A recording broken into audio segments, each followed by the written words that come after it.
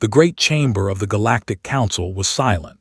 47 species sat in their designated seats, their eyes fixed on the central platform where Ambassador of the Empire stood with his 4 arms raised in a gesture of urgency.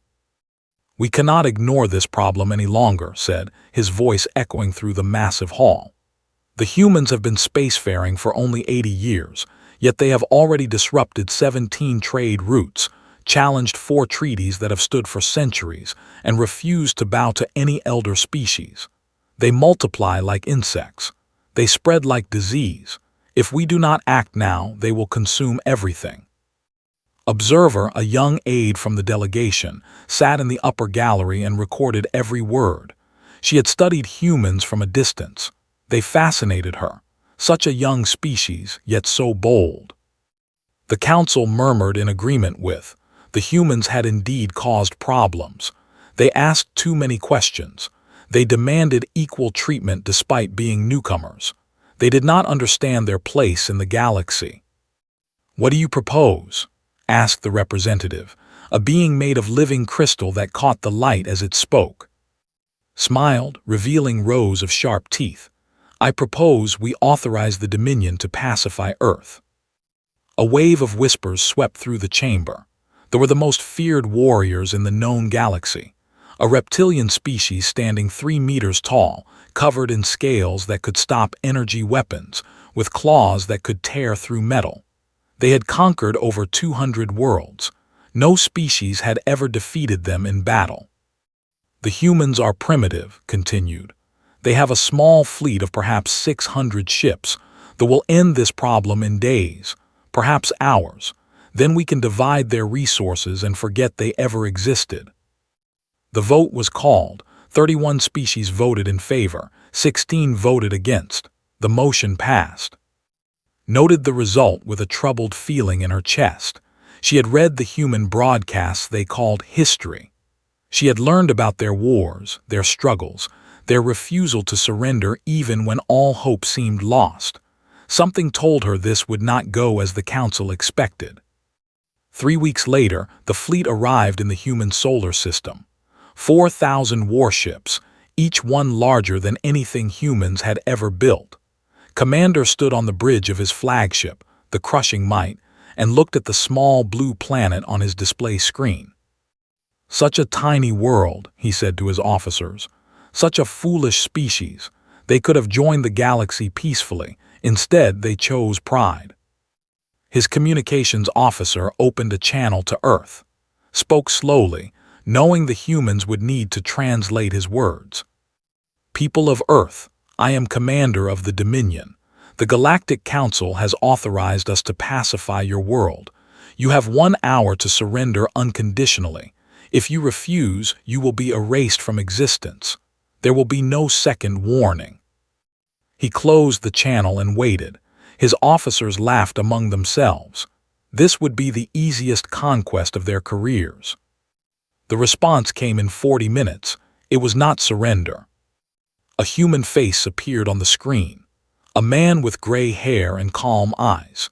He wore a military uniform covered in medals and insignia that did not recognize or care about. "Commander," the human said, "I am Admiral Jack Collins of the United Earth Defense Force. I have received your message and discussed it with my government. We have prepared our response." Leaned forward, expecting the pathetic begging that always came from species facing the. Admiral Collins smiled slightly. "Come and take it." The transmission ended. For a long moment stared at the blank screen. Then he began to laugh. His officers joined him. The sound filled the bridge like thunder. "Brave words from a doomed species," said. "All ships advance to Earth. Destroy any vessel that stands in our way." The fleet moved forward like a wave of death. They detected the human fleet waiting near the 4th planet, 600 small ships arranged in a defensive formation. It was almost sad thought, like watching insects try to stop a fire. "Should we engage them?" his tactical officer asked. "No," replied. "They are nothing. Fly past them. Let them watch as we take their world. Their despair will be more satisfying than their destruction. The fleet ignored the human ships and continued toward Earth. In the Galactic Council chamber, the representatives gathered around the observation network. Giant screens showed the advance from multiple angles. Many of them had brought food and drinks. They expected entertainment. "This will be over by tomorrow," said proudly. "The humans will learn what happens to species that do not know their place." Watched in silence, she noticed something the others did not. The human fleet was not pursuing they were not fleeing. They were simply holding position as if waiting for something. On the bridge of the human flagship Defiance, Lieutenant Commander Lisa Tran monitored the enemy advance with sharp eyes. She was young for her rank, barely 32 years old, but she had earned her position through skill and dedication. "Admiral," she said calmly, "the fleet has entered the lunar perimeter." Admiral Collins nodded. He stood with his hands clasped behind his back, watching the tactical display. His face showed no fear. "Have they detected the installations?" "No, sir, they are not even scanning. They think we have nothing to hide." Collins allowed himself a small smile. Humanity had spent 50 years preparing for this day. 50 years of secret construction, hidden budgets, and careful planning. Every government on Earth had contributed. Every scientist had worked toward this moment. The thought they were hunting prey. They did not understand that humans had been both predator and prey since the beginning of their existence. They had learned to be patient. They had learned to prepare traps. "Send the signal to Luna Base," Collins ordered. "Tell them to say hello to our guests." Lisa Tran pressed a button on her console. "Signal sent, Admiral." For 3 seconds, nothing happened. Then the moon came alive. The surface of Earth's moon had always looked dead and gray to those who observed it from space. For millions of years, it had been nothing more than a silent rock circling a small blue planet. But beneath that gray surface, humans had been building for 5 decades. They had dug tunnels, installed weapons, and waited for the day when the galaxy would come to test them. That day had arrived. Commander was looking at Earth on his display screen when his tactical officer screamed. It was not a sound warriors were supposed to make. Turned to see what had caused such a shameful noise, and then he understood. The moon was firing. Thousands of batteries opened up at once. Each one launched metal projectiles at incredible speeds, turning simple chunks of iron into weapons of terrible destruction. The first wave hit the fleet before anyone could react. 800 ships died in 90 seconds. Watched in horror as vessels around him exploded into clouds of fire and metal.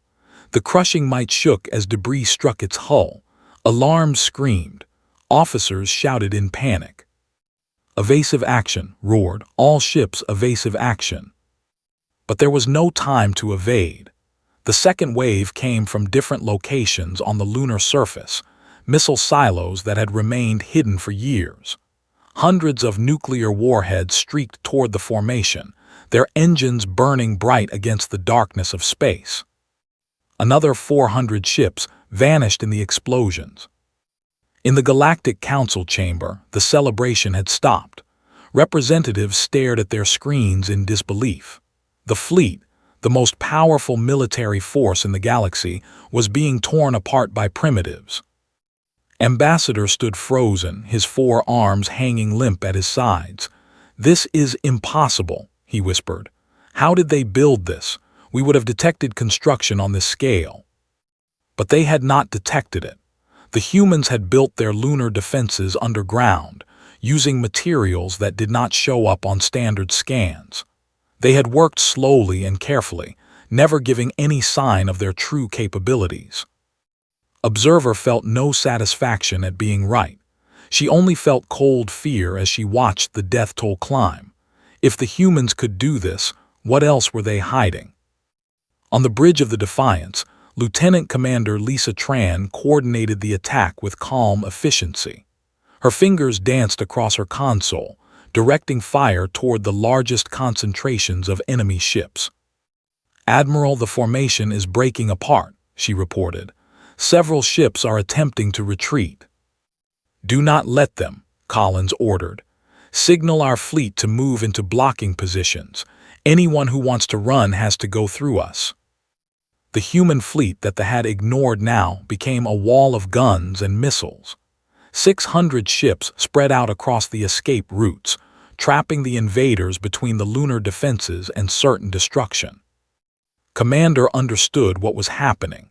The humans had not tried to stop his advance because they wanted him to advance. They had herded his fleet into a kill zone like animals being led to slaughter. For the first time in his 400 years of life, felt something he had never experienced before. He felt afraid. "All ships push forward," he commanded. "We must reach Earth. Once we land troops, we can still win this war." It was a desperate plan, but it was the only plan he had. His remaining ships accelerated toward Earth, taking more losses with every passing second. The lunar guns continued their terrible work, and the human fleet closed in from behind. By the time they reached Earth's orbit, they had lost half their fleet. 2,000 ships reduced to burning wreckage floating in space, but still had 2,000 ships, and he still had 2 million ground troops ready to fight. "Begin landing operations," he ordered. "Send troops to all major continents. We will take this world the old way with blood and fire." Thousands of landing craft dropped from the ships, carrying soldiers toward the planet below. Human defense satellites destroyed many of them, but not enough. They were willing to accept losses. They had always accepted losses. What mattered was getting boots on the ground. Watch the landing craft descend toward the blue planet. He had lost the space battle, but the war was not over. They had never lost a ground campaign. Never. No species could match them in close combat. "Let the humans celebrate their tricks," he growled to his officers. "When our soldiers reach the surface, the real fighting begins, and in real fighting they have no equal." In the council chamber, the mood had shifted from shock to uncertainty. They had taken terrible losses, yes, but they were still landing troops. Perhaps the humans had spent everything on their lunar defenses. Perhaps they had nothing left. Grasped at this hope. "The space battle means nothing," he said, trying to sound confident. "They are the greatest ground warriors in the galaxy. Once they secure the major cities, the humans will surrender." Some representatives nodded in agreement. Others were not so sure. Continued recording everything. She had studied human history enough to know that losing battles did not mean the same thing to humans as it did to other species. Other species surrendered when defeat seemed certain. Humans did something different. They got angry. On Earth, Admiral Collins received reports of landings on 6 continents. Millions of alien soldiers were now on human soil, preparing to conquer human cities. He turned to Lisa Tran. "Lieutenant Commander, inform all ground forces that the enemy has arrived." "What should I tell them, sir?" Collins looked at the tactical display showing enemy positions across the globe. In North America, in Europe, in Asia, in Africa, everywhere, the invaders were spreading out, confident in their superior strength. "Tell them to show our guests some human hospitality." Deep in the Colorado mountains, Sergeant Danny Marsh received the message on his radio.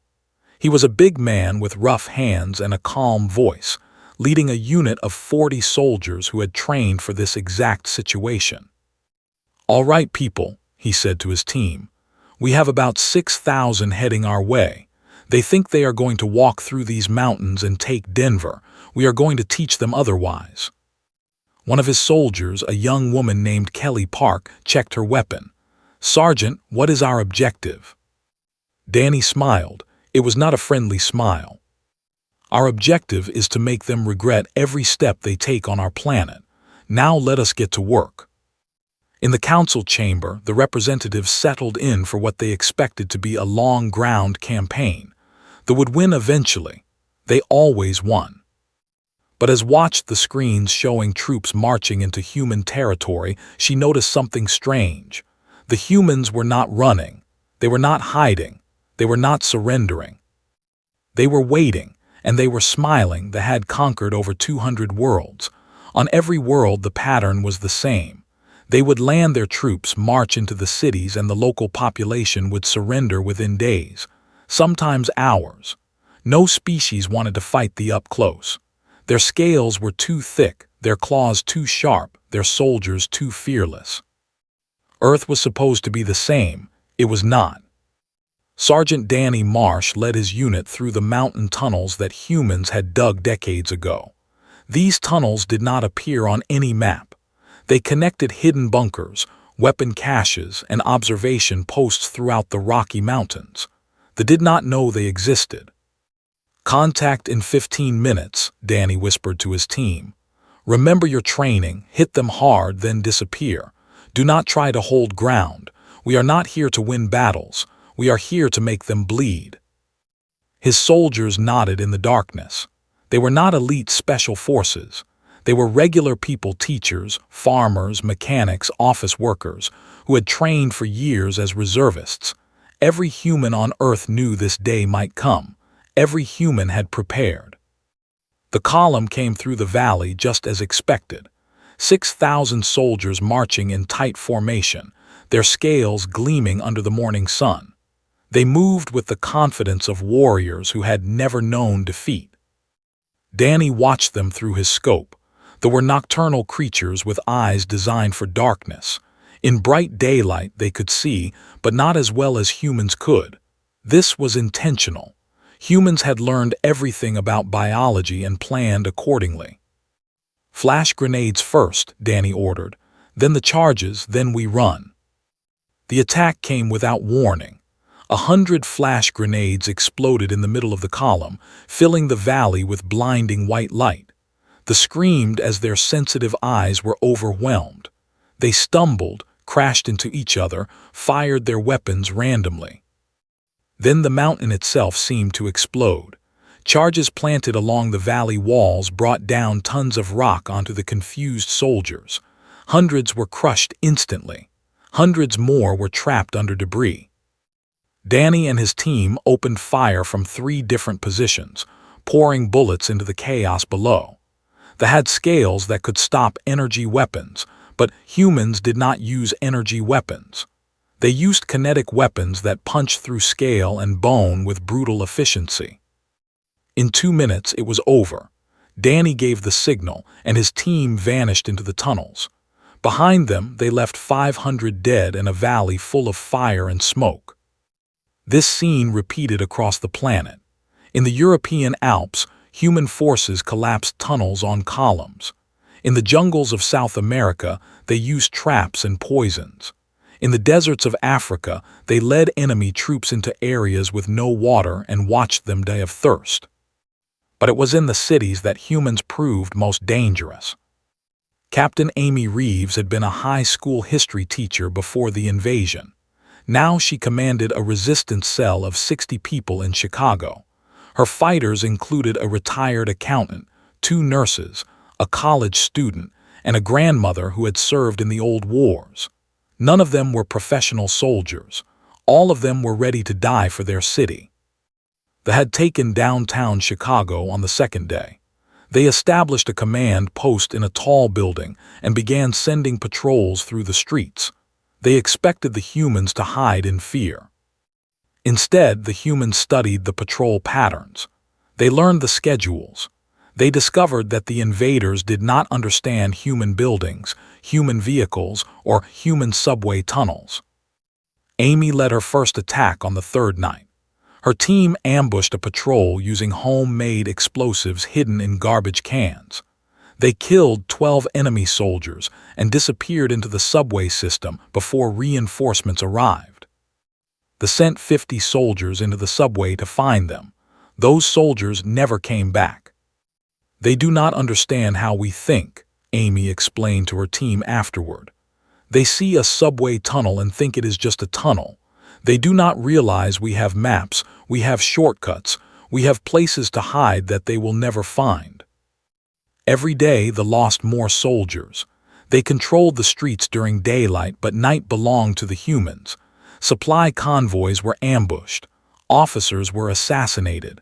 Weapons and equipment disappeared from guarded locations. In the Galactic Council chamber, the representatives watched with growing horror. The casualty reports made no sense. 50,000 dead on the first day, said, his voice shaking. That is impossible. They are the finest warriors in the galaxy. 200,000 by day 5, another representative added quietly, and rising. Commander sent desperate reports from Earth. His soldiers were dying in ways that made no sense to him. Humans attacked from impossible angles. They appeared and disappeared like ghosts. They used weapons that they had never encountered, chemicals that burned through scales, sounds that caused pain and confusion, traps that seemed designed by minds that thought about death constantly.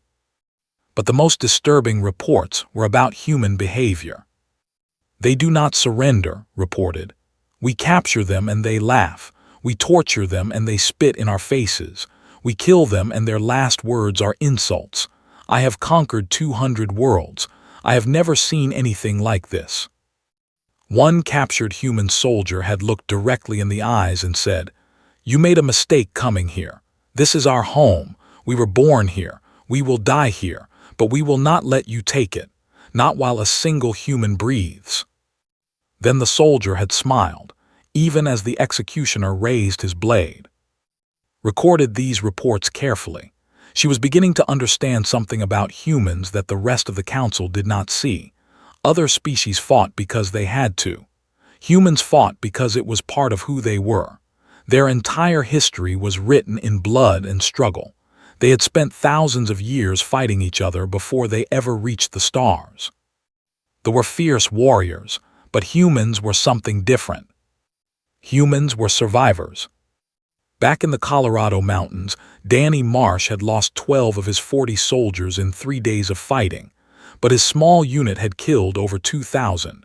The enemy had stopped marching in columns. They had stopped advancing with confidence. Now they moved in small groups, checking every shadow, jumping at every sound. "They are scared," Kelly Park observed. "I did not think they could feel fear." Danny reloaded his weapon. His face was dirty and tired, but his eyes were bright. "Everything can feel fear," he said. "They just forgot what it was like. We are reminding them." Across the planet, the pattern repeated. Every city became a death trap. Every mountain became a fortress. Every forest became a hunting ground where the predators became prey. They had expected to conquer Earth in days. They had been on the planet for 2 weeks now. They had conquered nothing. 2 weeks after the invasion began, Commander looked at the maps of Earth and felt something close to despair. His forces had landed on 6 continents. They had captured hundreds of cities, and yet they controlled nothing. Every captured city became a nightmare. Supply convoys disappeared. Soldiers vanished on patrol and were found days later, their bodies arranged as warnings. The humans seemed to be everywhere and nowhere at once. His army of 2 million had been reduced to 1.3 million. 700,000 soldiers dead, and they had not achieved a single strategic objective. "We need reinforcements," his second officer said quietly. "We cannot hold these positions much longer." Shook his head. "No reinforcements are coming. The council expected us to win quickly. They did not prepare for this." He looked at Earth on the display screen. Such a beautiful world, such a terrible trap. Then his communications officer shouted in alarm, "Commander, new contacts emerging across the system." Rushed to the tactical display. What he saw made his blood run cold. Ships were appearing everywhere. From behind asteroids, from the dark side of distant moons, from hidden positions throughout the solar system. Human ships, not 600 of them. 2,400. The humans had hidden 3/4 of their fleet. They had let them believe they were weak. They had waited for the perfect moment. "All ships defensive formation," commanded, but he knew it was too late. His fleet was scattered across Earth orbit, focused on ground support. They were not prepared for a coordinated attack. Admiral Jack Collins stood on the bridge of the Defiance and watched the fleet scramble into position. For 2 weeks, he had waited. For 2 weeks, he had watched his people fight and die on the ground below. Now it was time to end this. "All ships execute Operation Reclaim," he ordered. "Show them what humanity can do." The human fleet attacked from every direction at once. Their ships were smaller than vessels, but they were faster and more agile. Human pilots pushed their craft to limits that would kill most species. They executed maneuvers that required bodies capable of surviving extreme acceleration. They could not keep up. Their ships were designed for power, not speed. Their pilots were trained for straightforward combat, not the chaotic dance of human warfare. Lieutenant Commander Lisa Tran led her tactical group directly into the center of the enemy formation. Her small destroyer weaved between massive warships, firing missiles at point-blank range. "Target the engines," she ordered her crew. "Cripple them, then move on. Let the heavy ships finish them off." Her group disabled 12 enemy vessels in 20 minutes. Behind them, human battleships moved in to destroy the helpless targets. On Earth, the ground offensive began at the same moment. Sergeant Danny Marsh received the signal on his radio and smiled. "Time to stop hiding," he told his unit. "Regular army is moving in. Our job is to cut off their retreat." Across the planet, human forces emerged from their hiding places. Military units that had been waiting in reserve now advanced with overwhelming force.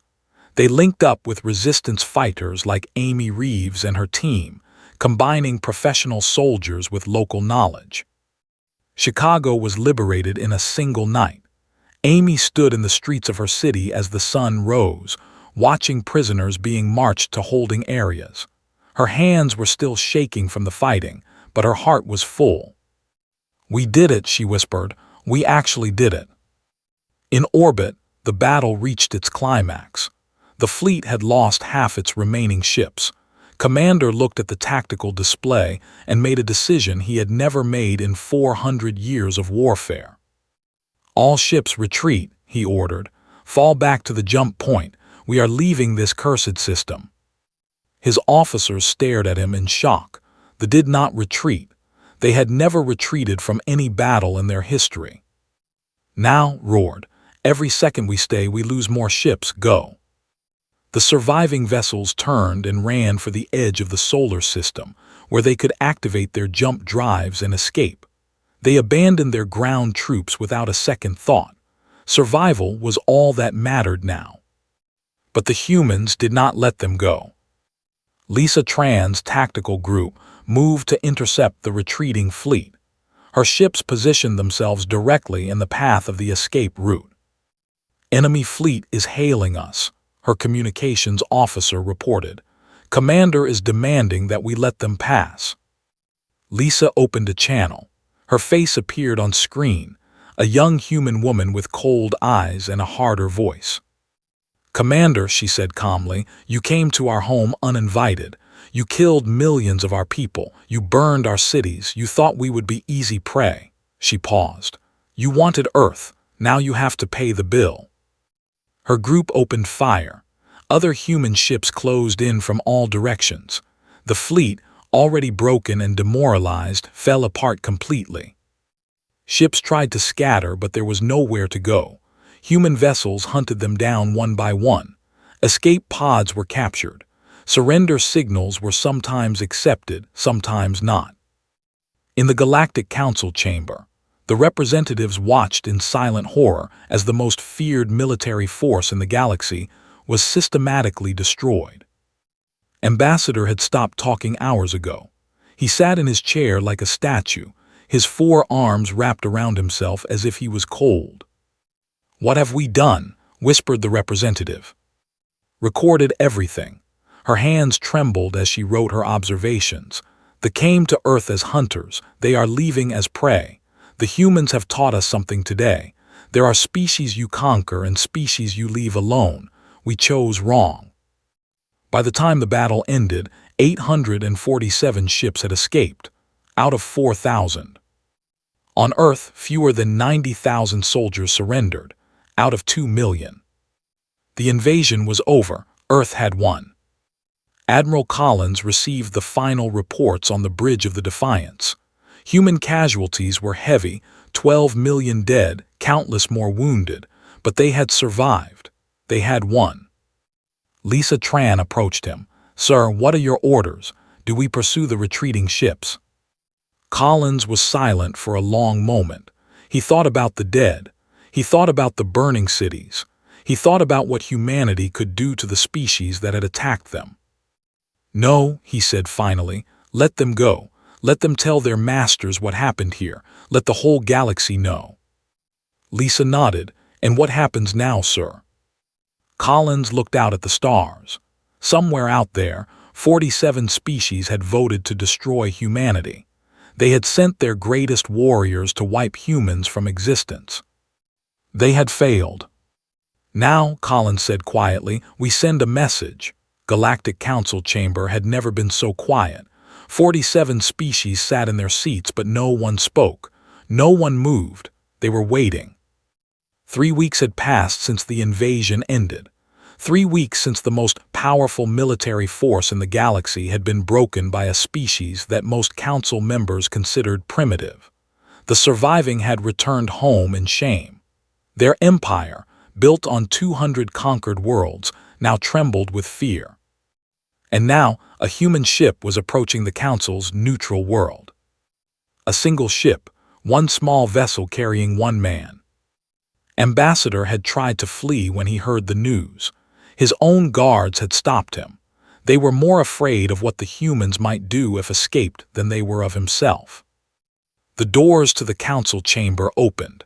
Admiral Jack Collins walked in alone, wearing his dress uniform. He carried no weapons. He needed none.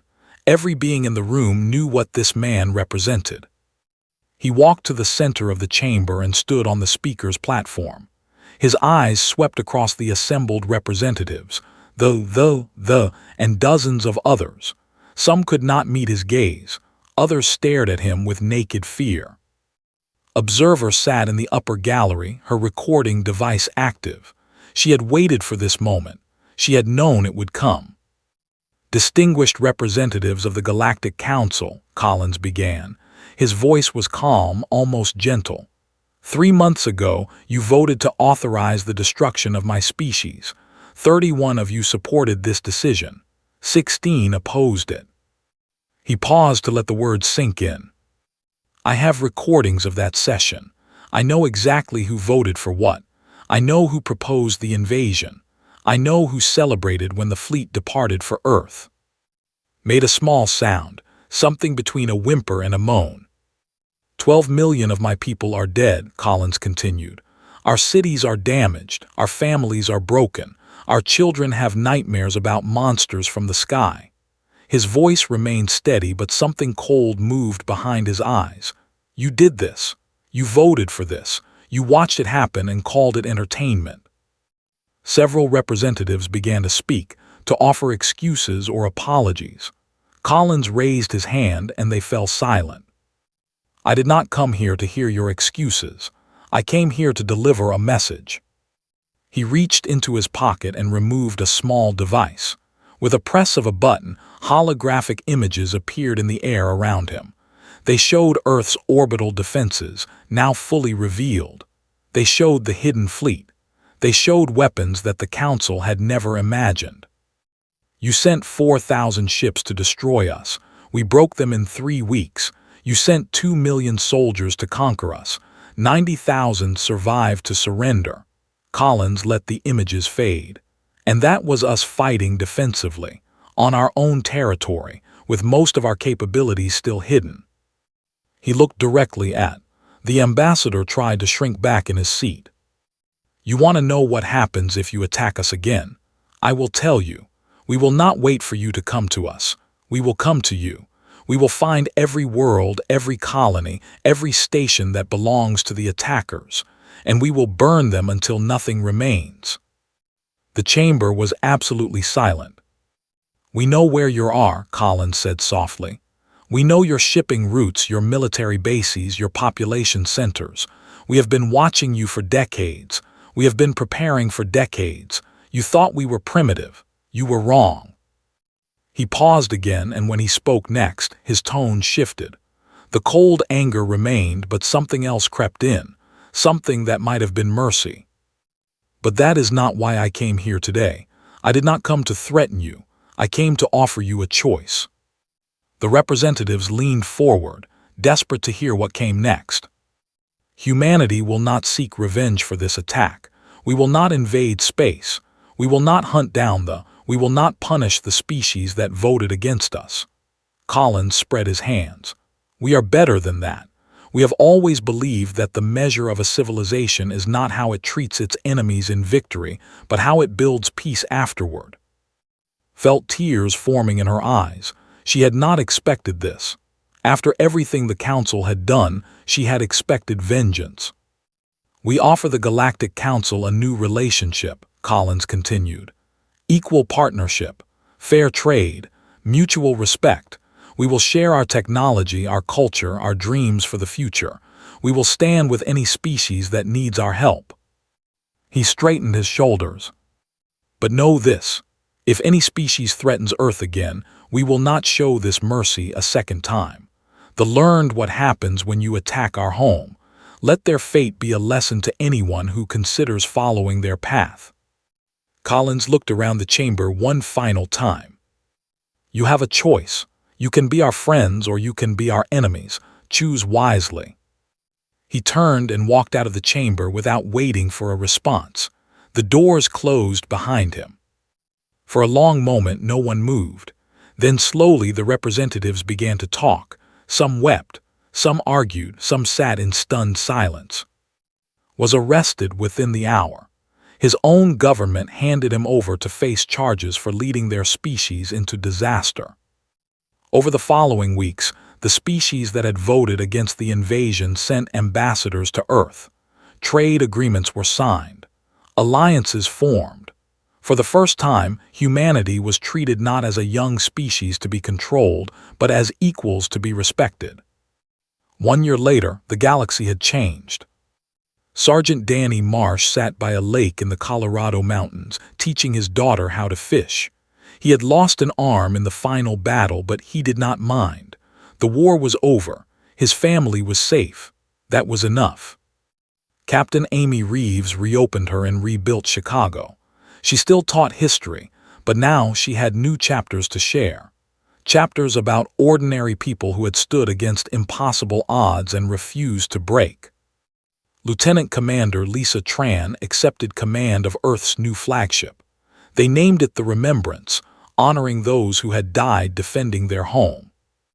Admiral Jack Collins retired to a quiet farm, where he spent his days reading books and watching the sunset. Sometimes old friends would visit.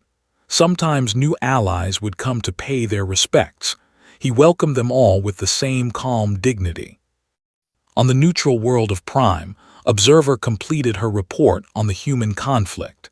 It became required reading for every diplomatic student in the galaxy. The final paragraph was quoted for centuries afterward. "We sent the galaxy's greatest predators to hunt the humans. We did not understand what we were facing. Humans spent their entire existence as both hunter and hunted. They learned to be both predator and prey. They developed a capacity for violence that terrified their enemies, and a capacity for mercy that surprised their friends.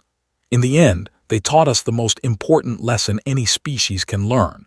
There are those you conquer, those you trade with, and those you leave alone. Humans belong to the third category. The galaxy will not forget this, and neither will they." Far away, on a small blue planet orbiting an ordinary yellow star, humanity looked up at the night sky. They had fought for their place among the stars. They had earned it with blood and sacrifice and courage. Now they were ready to see what the universe had to offer. Not as victims, not as conquerors. As equals.